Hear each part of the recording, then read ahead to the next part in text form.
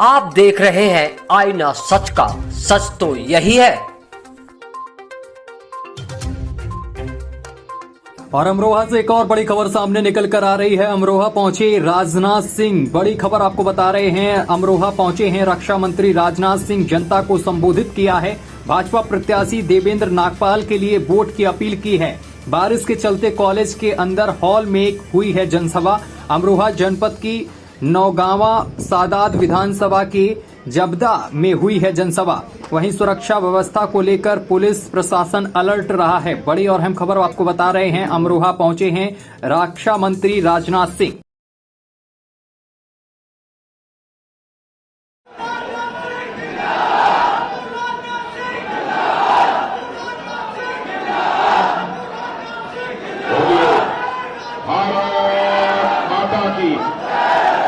भारत माता की बहुत बहुत धन्यवाद।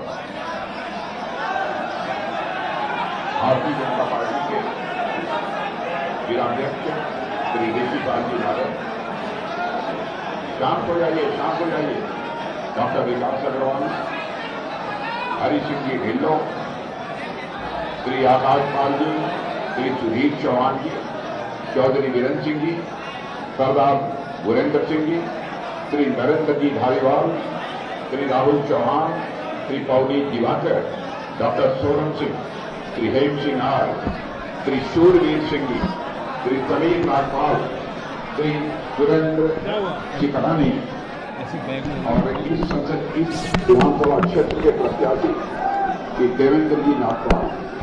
बहनों भाइयों, आप शांत नहीं होंगे तो मैं कैसे बोल पाऊंगा? बहुत शोर है, बाहर भी लोग खड़े हैं।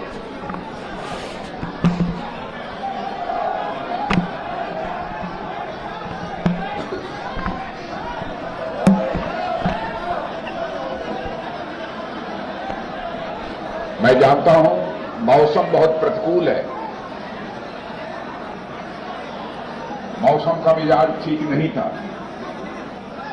बहनों भाइयों, लेकिन आपके बीच में आया हूं तो इस मौसम का सीना चीर कर आप सबके बीच में आया हूं और यहां पर विचार व्यक्त करने के लिए आपके प्रत्याशी देवेंद्र नागपाल को मैं अच्छी तरह जानता हूं। विधायक के रूप में भी उन्होंने आपकी सेवा की है और सांसद के रूप में भी उन्होंने अपनी भूमिका का निर्वाह। चुप हो जाओ, 2 मिनट के सुन लो बात। एक मिनट चुप हो जाओ प्लीज। और भारतीय जनता पार्टी ने इस विधानसभा क्षेत्र के लिए बहुत सोच समझकर देवेंद्र नागपाल को आपका प्रत्याशी बनाया है। जिस तरीके का उमंग और उत्साह आप सबके अंदर मैं देख रहा हूं, मैं पूरी तरह से आश्वस्त हूं।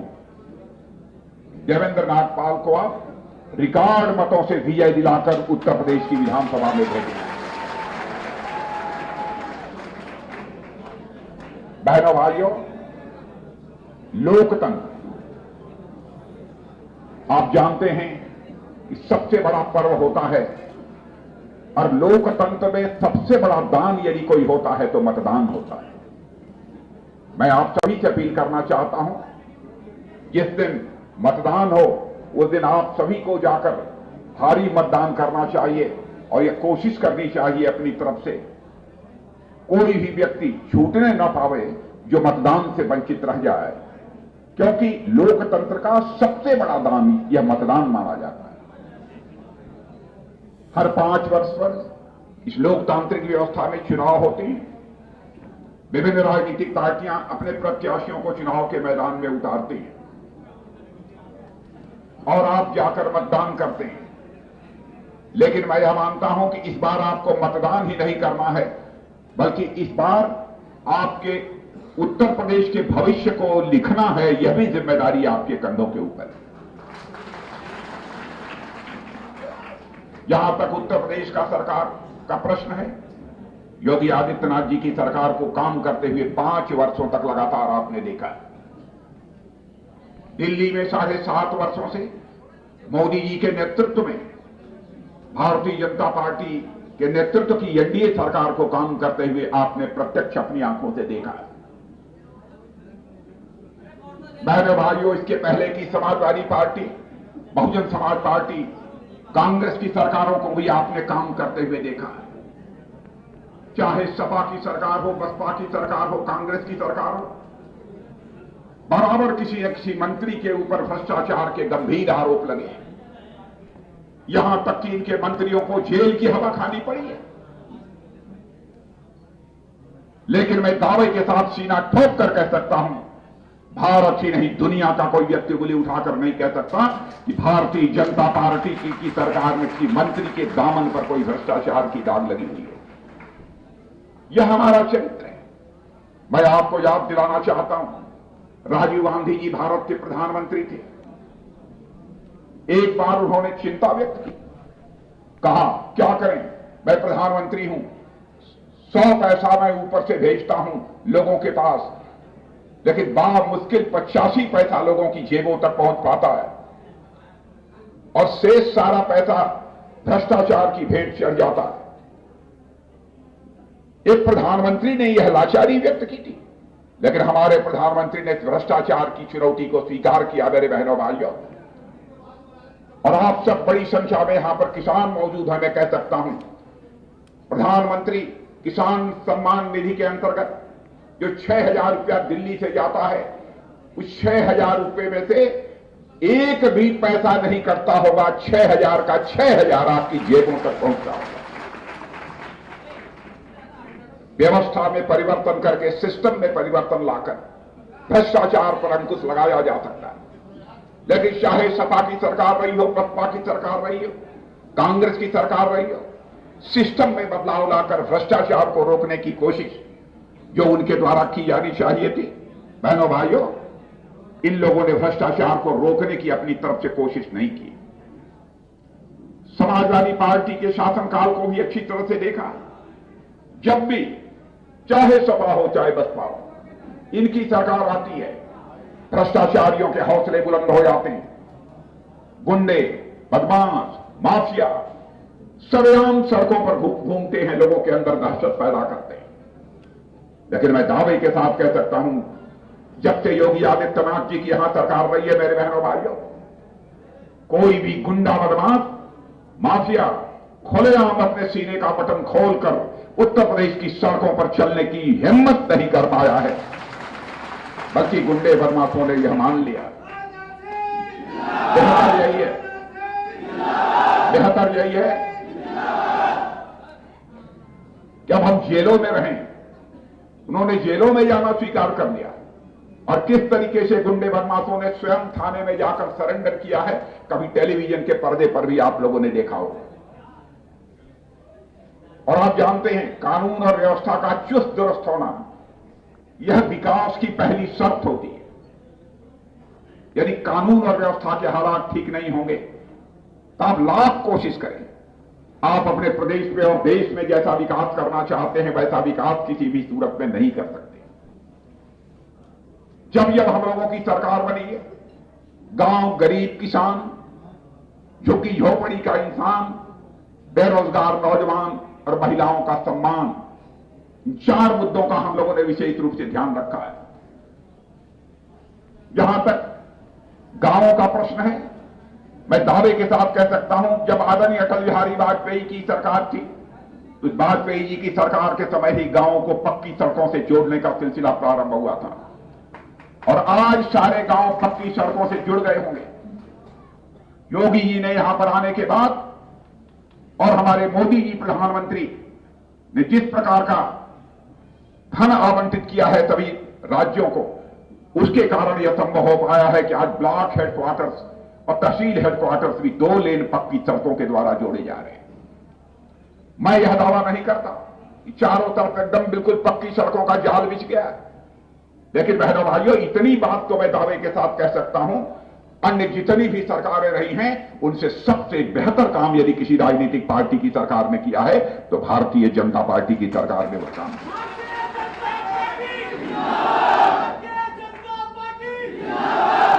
बराबर समाजवादी पार्टी और बहुजन समाज पार्टी, कांग्रेस की सरकारों ने जनता की आंखों में धूल झोंक कर राजनीति की है, लेकिन भारतीय जनता पार्टी जनता की आंखों में धूल झोंक कर राजनीति नहीं करती है, बल्कि जनता की आंखों में आंख डालकर राजनीति करती है। कैसी राजनीतिक पार्टी है?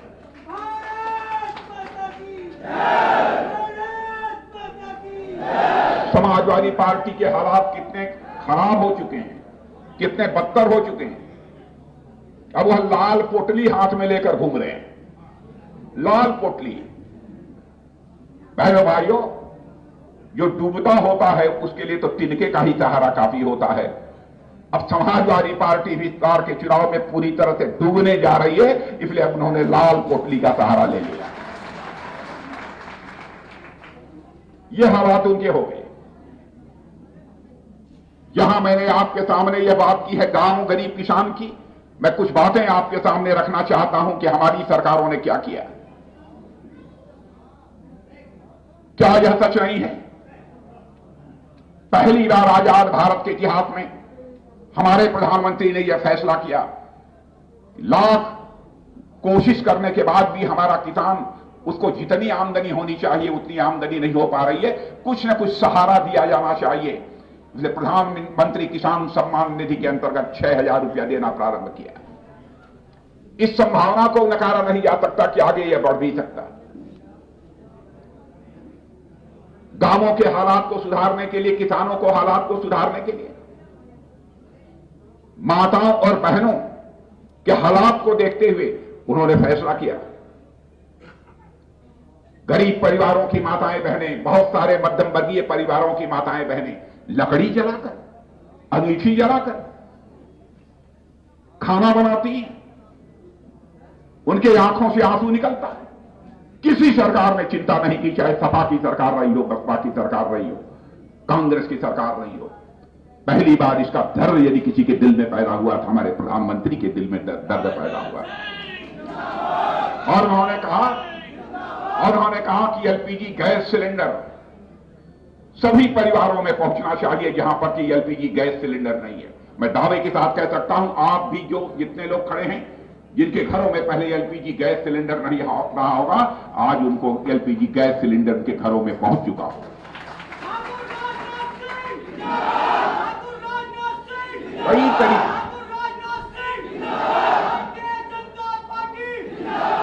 अब आपका जहां तक सवाल था, गांव में हम लोग जाते थे, पहले कच्चे मकान दिखाई देते थे। प्रधानमंत्री ने हमारे फैसला किया कि हम भारत में ऐसे हालात पैदा करेंगे कि कोई व्यक्ति झुग्गी झोपड़ी में न रहने पाए, सबका अपना सिर ढकने के लिए पक्का मकान होना चाहिए। और मैं यह बात भी दावे के साथ कह सकता हूं, इस विधानसभा क्षेत्र में रहने वाले कुछ लोगों को निश्चित रूप से पक्का मकान मिला होगा जिनके पास पक्का मकान नहीं रहा हो। सारे देश भर में माताएं बहनें घर में पानी के लिए घड़ा लेकर कुएं पर जाती थी, दूर दराज स्थानों पर जाती थी, घड़ा भरकर पानी लाती थी, तब घर का कामकाज चलता था। हमारे प्रधानमंत्री ने कहा, यह जलालत अब मैं अपनी गरीब माताओं बहनों को नहीं झेलने दूंगा। और उन्होंने कहा कि अब सारे हिंदुस्तान में एक घर भी शेष नहीं बचेगा जिस घर तक नल न पहुंच जाए और नल के माध्यम से जल न पहुंच जाए, ऐसा एक भी घर शेष नहीं बचेगा। क्या यह सच नहीं है? हमारी सरकार यह व्यवस्था कर रही है, काफी हद तक किया है, और जहां बाकी है उसको हम करेंगे। एक भी घर ऐसा शेष नहीं बचेगा।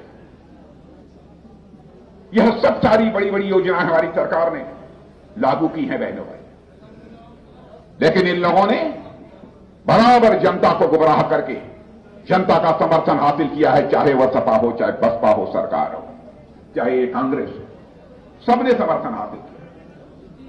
मैं विकास के बारे में कह सकता हूं, उत्तर प्रदेश में भारतीय जनता पार्टी की सरकार आने के बाद विकास योगासन कर रहा है, विकास योगासन कर रहा है। जब होगा कानून का शासन तब करेगा विकास योगासन।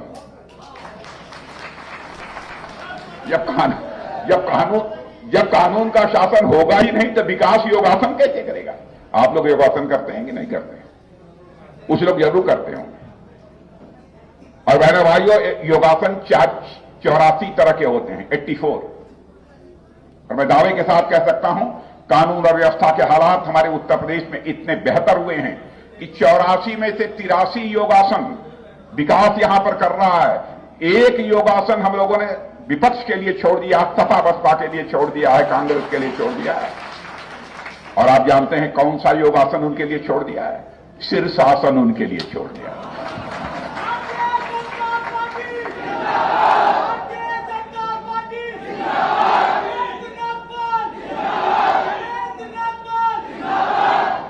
ये लोग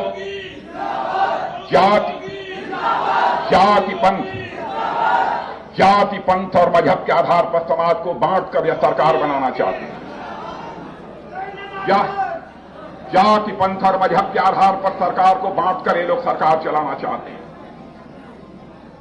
बहनों भाइयों, भारतीय जनता पार्टी किसी भी सूरत में जाति पंथ और मजहब के आधार पर देश को बंटने नहीं देगी। मैं आपको विश्वास दिलाता हूं, हम राजनीति करते हैं तो इंसाफ की राजनीति करते हैं, इंसानियत की राजनीति करते हैं। बहनों भाई, हम समाज को तोड़कर राजनीति करना हमको पसंद नहीं है और कभी भी हम समाज को तोड़कर राजनीति नहीं करेंगे। मैं डंके की चोट पर इस बात को कहना चाहता हूं और मैं यह भी कहना चाहता हूं, ये लोग बराबर आपको तरह तरह की बातें करके गुमराह करने की कोशिश करते हैं। कल आपने देखा होगा भारत की संसद में कांग्रेस के नेता राहुल गांधी खड़े हुए और उन्होंने हमारी केंद्र की सरकार पर यह आरोप लगाया कि केंद्र सरकार की नीतियां इतनी गलत हैं कि पाकिस्तान और चीन दोनों मिल गए। बहनों भाइयों, शायद उन्हें मालूम नहीं है, सकसगाम घाटी पाकिस्तान ने चाइना के हवाले किया था दोस्ताना अंदाज में। जब पंडित जवाहरलाल नेहरू जब भारत के प्रधानमंत्री थे, उस समय इस घाटी को, सकसगाम घाटी को, उस समय पाकिस्तान ने चाइना के हवाले किया था। उस समय पाकिस्तान चाइना की दोस्ती थी। देश की जनता को गुमराह करने की कोशिश मत करिए। इतना ही नहीं, जब पाक कश्मीर में पीओके में काराकोरम हाईवे बना तो उस समय भी इस देश का कोई प्रधानमंत्री था तो श्रीमती इंदिरा गांधी थी। बहनों भाइयों, भारत की संसद में खड़े होकर देश की जनता को गुमराह नहीं किया जाना चाहिए। लेकिन कल राहुल जी ने अनाप शनाप यही सब सारी बातें कही हैं। आतंकवाद का जहां तक सवाल है, मैं यह भी आपको बतलाना चाहता हूं बहनों भाइयों, आतंकवाद पर काफी हद तक काबू पाने में हम लोगों ने कामयाबी हासिल की है, काफी हद तक कामयाबी हासिल की। भारतीय जनता पार्टी का चरित्र है, जो हम कहते हैं वो हम करते हैं। मैं आपको याद दिलाना चाहता हूं, भारतीय जनसंघ के रूप में जब 1951 में हम लोगों की स्थापना हुई पार्टी की, तो उस समय हमारे नेता डॉक्टर श्यामा प्रसाद मुखर्जी कहा करते थे, जिस दिन हमारी सरकार बन जाएगी, संसद के दोनों सदनों में हमको स्पष्ट बहुमत हासिल हो जाएगा। उस दिन जम्मू कश्मीर में धारा 370 लगी हुई है, जिसके तहत जम्मू कश्मीर को एक विशेषाधिकार प्राप्त है। हम उस विशेषाधिकार को समाप्त करेंगे। और आपने देखा संसद में बहुमत मिलने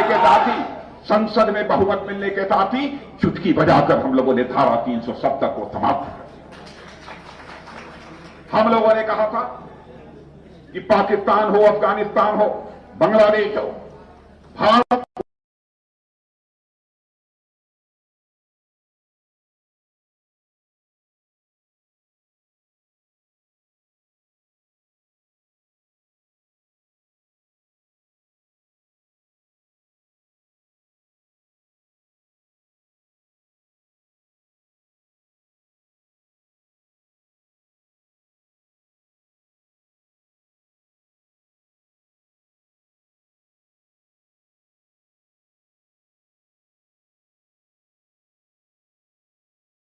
देखिए, आज हमारे देश के यशस्वी तेजस्वी रक्षा मंत्री श्री आदरणीय राजनाथ सिंह जी आज जनसभा में आए थे।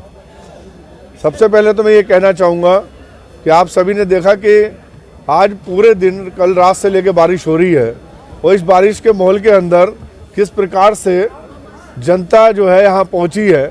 तमाम आंधी तूफान बरसात और ओले पड़ने के बाद भी आप देख रहे हैं कितनी भारी संख्या में जनता यहाँ पहुँची है। ये प्रमाण है इस बात का, ये सबूत है इस बात का कि भारतीय जनता पार्टी में लोग पूर्ण रूप से विश्वास रखते हैं और नौगामा से भारतीय जनता पार्टी की सीट ईश्वर की कृपा और जनता के आशीर्वाद से निकलने जा रही है। और ये सबूत है इस बात का कि आदरणीय राजनाथ सिंह जी की रैली को जब वो संबोधन करने आए तो किस प्रकार से उनका जो है आदर सत्कार हुआ, किस प्रकार से उनका जो है नारेबाजी हुई। यहाँ पर ये प्रतीत करती है कि भारतीय जनता पार्टी इस बार भारी बहुमत से पूर्ण बहुमत की सरकार बनाने जा रही है उत्तर प्रदेश के अंदर। और जिस प्रकार से देश की विषय में उन्होंने बतलाया कि देश आज किस प्रकार से ख्याति प्राप्त कर रहा है विश्व के अंदर, और मैं समझता हूं कि जिस प्रकार से राजनाथ सिंह जी बोल के गए हैं, मैं समझता नहीं कि कोई व्यक्ति अब यहाँ से जो है वोट से वंचित रहेगा, कबल से वंचित रहेगा, ऐसा मुझे लगता नहीं अब। आज आप सबने देखा राजनाथ जी कैसे आए, उन्होंने जहाँ की जनता ने उनका कैसे स्वागत किया।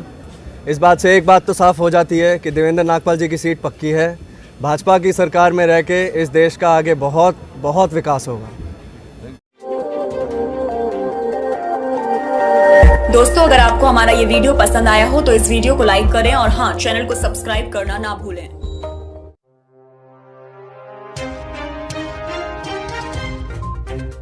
आप देख रहे हैं आईना सच का, सच तो यही है।